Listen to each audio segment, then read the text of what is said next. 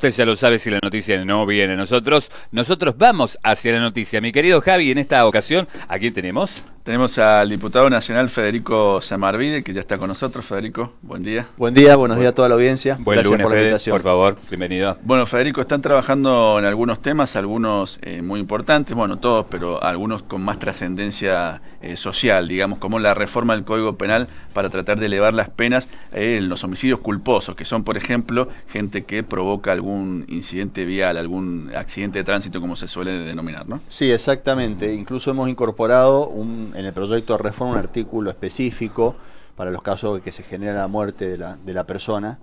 Y lo interesante es que elevamos las penas y las dejamos fuera del límite de la libertad condicional, de la prisión preventiva. Lo que queremos es que la persona que ha cometido, por ejemplo, un delito bajo los efectos del alcohol que ocasiona la muerte de otra persona, quede detenida durante el proceso mientras está imputada y no salga en libertad. Esto es parte de un proyecto muy profesional que se trabajó con un equipo muy grande de juristas a nivel nacional. El proyecto ha sido ingresado en la Cámara de Diputados y lo que esperamos, y le pedimos en esto especialmente al Partido Justicialista, que nos apoyen esta reforma y que no sigan teorías pseudo garantistas que prácticamente quieren eliminar las penas de delitos gravísimos. Digo, el Código Penal tiene sentido cuando hay se enuncia una pena ante cada delito. Si todo el tiempo vamos a estar diciendo que los delitos se cometen por el contexto en el que estaba la persona y queremos justificar al delincuente, eso no implica un proyecto serio de país, digamos, ¿no? Entonces, creo que hay que dejar de lado ya estas teorías zafaronianas que han demostrado su fracaso en todo el mundo y seguir nada más que la lógica de un código penal como tienen todos los países del mundo. ¿Quién es el autor del proyecto este? No, esto viene del Ejecutivo, por eso te decía que la redactó un comité de juristas con muchísima experiencia, muy valorado a nivel nacional los profesionales que han participado, y estamos tratando de generar los consensos políticos necesarios para sacarlo. Sí. Argentina necesita esta reforma y en el caso puntual de los accidentes viales se establecen penas puntuales, capítulos específicos para esto, aumentando las penas y, como les decía recién, para que las personas que han cometido estos delitos no gocen del beneficio de la prisión, de la libertad momentánea, ¿no?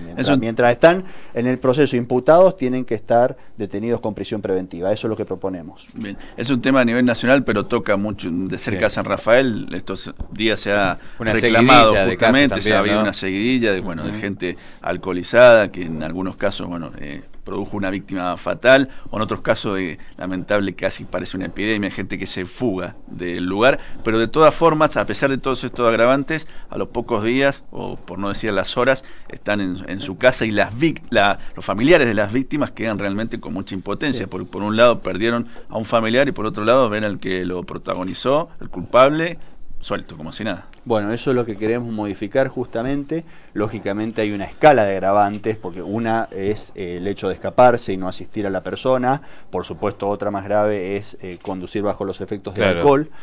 Y a la vez también reconocemos que una parte del problema es el castigo de los delitos.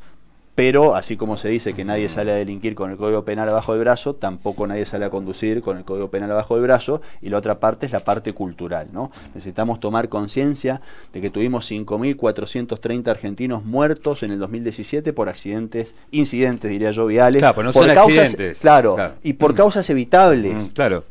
A consecuencia nada más que del mal manejo. Entonces tenemos que ser conscientes de que esto es una verdadera pandemia social.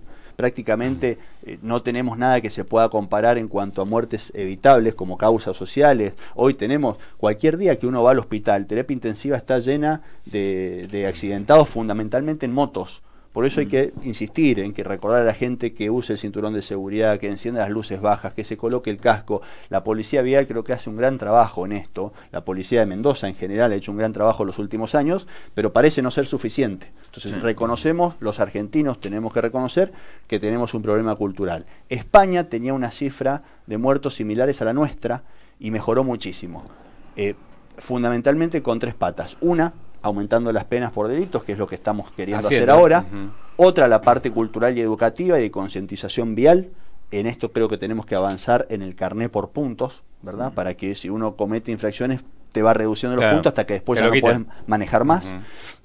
Y la otra con obras viales, porque la obra vial también hace la seguridad.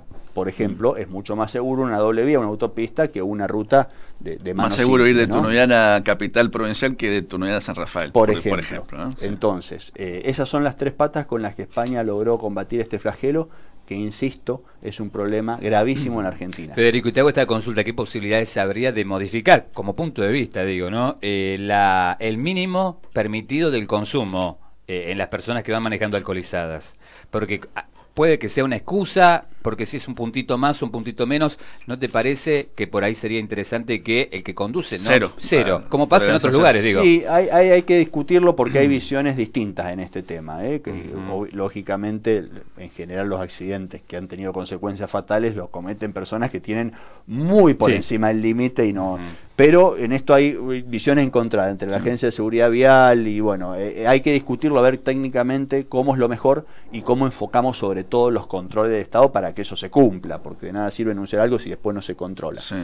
Pero está en la discusión también. Otro tema que están trabajando tiene que ver con los beneficiarios de la asignación universal por hijo, para que sean tomados por empresas y ese beneficio que cobran, ese subsidio, bueno, se cuente como parte del sueldo, ¿no? Para ayudar un poco también a la toma de empleo, a que crezca el empleo, ¿no? Exactamente, el concepto es dejar de subsidiar el desempleo y pasar a subsidiar el empleo. Hay que destacar que esto no implica ningún cambio en la actual, por ejemplo, asignación universal por hijo. Nuestro proyecto implica que la persona que lo cobre lo sigue cobrando. Y si consigue empleo, el empleador lo puede descontar, o sea, puede pagarle la diferencia durante 12 meses régimen general, 24 para las pymes, como una forma de fomentar el empleo pyme, que son las grandes generadoras de empleo en este país. Y sobre todo favorecer la movilidad social ascendente, que la persona pueda tener un salario digno, pueda tener obra social y aportes jubilatorios, ¿no? Necesitamos generar un shock de empleo en este país. Hay otros países que han desarrollado esquemas similares, porque la verdad que la asignación universal por hijo generó muy buenos resultados en cuanto a contención de las familias, de los chicos, en el aspecto educativo, porque tienen que presentar el certificado de escolaridad y la cartilla de vacunación. O sea que hay un concepto inteligente de cómo se tiene que preservar la salud y la educación de los chicos, pero lo que necesitamos es que esto sirva como motor de inserción laboral. Es decir, el país lo generaron emprendedores.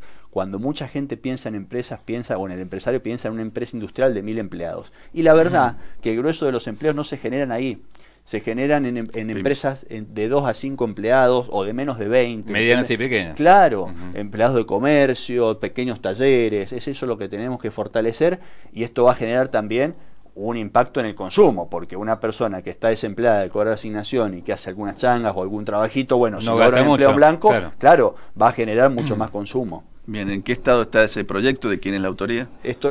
Soy el autor, junto con el diputado Fabio Ketlax, de la provincia de Buenos Aires, y lo firmaron 50 diputados nacionales, o sea que esto le da un impulso más que importante. Hay que destacar que el Ministerio de Trabajo ya está haciendo algunos programas similares a través del programa de inserción laboral, mediante el cual el empleador paga la diferencia con el sueldo tomando el plan social que cobra la persona. Pero lo que queremos es ampliarlo, bueno, y hacerlo más masivo y difundirlo más. Darle respaldo legal a esto que está haciendo el Ministerio de Trabajo, pero también ampliarlo, por ejemplo, a asignación universal por hijo. Bien, bueno, te consulto de política, ¿cómo ves? Ya está a punto, comenzando la campaña nacional. Algo que se ha discutido en estos últimos días, ¿qué sentido tienen las pasos si no hay, digamos, interna en ninguno de los frentes, ¿no? Bueno, soy de los que cree que tenemos que modificar la ley y establecer que en el caso de que no haya internas, bueno, directamente vamos a la elección general. Lamentablemente esto se llama seguridad jurídica, nos regimos por la ley vigente, y más en algo tan sensible como el tema electoral. Así que bueno, esa discusión la tendremos que dar. Yo creo que las pasos son un instrumento bueno, pero se tienen que mejorar, se tiene que ajustar la ley y contemplar algunas situaciones especiales, ¿no? Como esta. Justamente lo que se quería era fomentar la competencia y evitar el dedo en los partidos. Bueno, no siempre se da esa situación. El dedo sigue existiendo, ¿no? En muchos bueno, casos. pero hay que buscarle y meterle cabeza a ver cómo logramos una mejor ley que cada vez fomente la competencia, ¿no? Bien, Federico, muchas gracias por haber venido. Gracias a ustedes. Gracias, Fede, muy amable. 11:32, hora en todo el país. Señor operador, su turno. En 91.5, las noticias conviven con vos. Por eso te acompañamos todo el día. 91.5.